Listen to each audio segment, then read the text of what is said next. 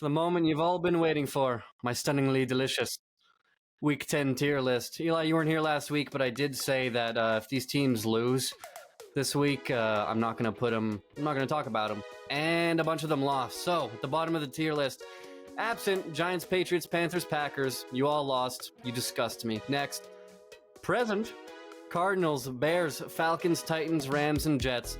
These guys show up. They give you an honest effort. And, with Kyler Murray, maybe I'm going to move these guys up if they keep winning some games. Rams have fallen off a cliff. The Jets have mismanaged this situation beyond belief. So it's just kind of arrogant to have a old quarterback in Aaron Rodgers and not have a good backup plan. And their backup plan is Zach Wilson. And Aaron Rodgers goes down right away against a terrible O-line, and they just don't do anything about it, even though they still have a solid roster, and the defense is keeping them in games. And then we see the Vikings, way less of a roster. They lose Kirk Cousins, and right away they're like, let's not sell in the season, let's go get Josh Dobbs. Jets, what are you doing? Either the coach or Aaron Rodgers has too much say, or the GM. Someone there screwed up really badly. Next year, these bloody teases. The Colts, Raiders, Commanders, Saints, Buccaneers, and Broncos. These teams kind of make you think, oh, you're kind of good, a little frisky, and the Colts and Commanders are sometimes looking like, you know what, these guys could maybe sneak in. Yeah, these guys are a bunch of teases. And the Saints and the Buccaneers, this fucking NFC South, man, I can't stand it. All of these teams, they don't want to win it. None of those teams want to win the division. All right, next, heads need to roll. Chargers and Bills. Okay, Buffalo, now one head already rolled. They fired Ken Dorsey, the offensive coordinator, but I think Sean McDermott might be the problem here at this point. Not that he's not a good head coach, but I think they need a change of scenery. I think he needs to go. Maybe you hire Ben Johnson in the offseason, the Lions offensive coordinator. Get an offensive guy in there, help Josh Allen out a bit. He was way better with Brian Daboll. As soon as he's gone, this team is not going to make the playoffs. And the Chargers, you know what? I'll give Herbert some flowers here. I think that's the best game I've seen him play. I mean, his last 5 drives were all touchdowns, and they lost. It was not his fault that they lost that game. That head coach needs to go. Feel bad for you, kind of, but you'll get another job as a DC. You need to go, buddy. Next here, playoffs? The Steelers and the Vikings? Before this season, maybe I would have the Steelers in the playoffs, but I thought the Vikings were going to fall off a cliff, and especially without Kirk Cousins. But as I said, Josh Dobbs comes in, wins 2 games already.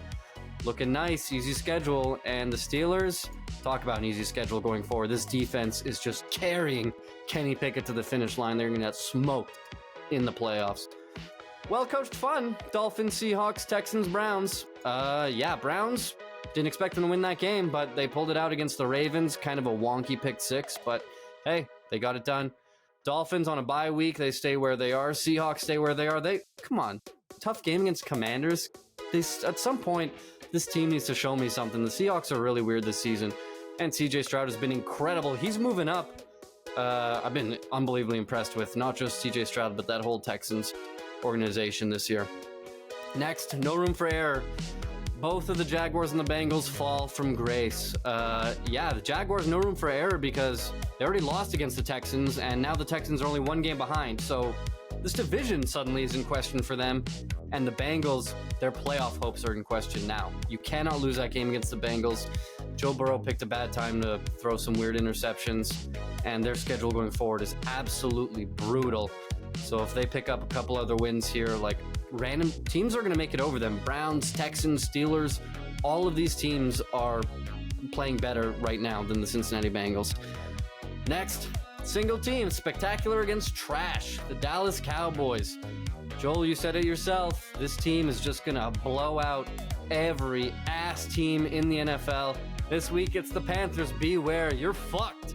Because the Cowboys are going to beat the living shit out of you, and they don't beat good teams, but if you're a trash can, they're going to roll you down the road. Statement games. Detroit Lions and San Francisco 49ers. Niners off a bye week. Questions about Brock Purdy. Played very well. They smacked a good team, the Jacksonville Jaguars, ending their 5-game win streak. What can I say? George Kittle went off. Brandon Ayuk with a touchdown. McCaffrey, he didn't get his touchdown. His streak finally broken. And the Lions, I was so impressed. First half, they're running the ball all over them. Second half, they're throwing it all over them. 4th and 5, and they ran it. It's the craziest thing I've ever seen in my life, and they picked it up. And that's extraordinary to me, that offensive line. They're beating people up physically. I love what I'm seeing from the Lions. And top of the tier list, Baltimore doesn't drop, but two teams on a bye week kind of get to their level. The triumvirate, Baltimore Ravens, Kansas City Chiefs, Philadelphia Eagles.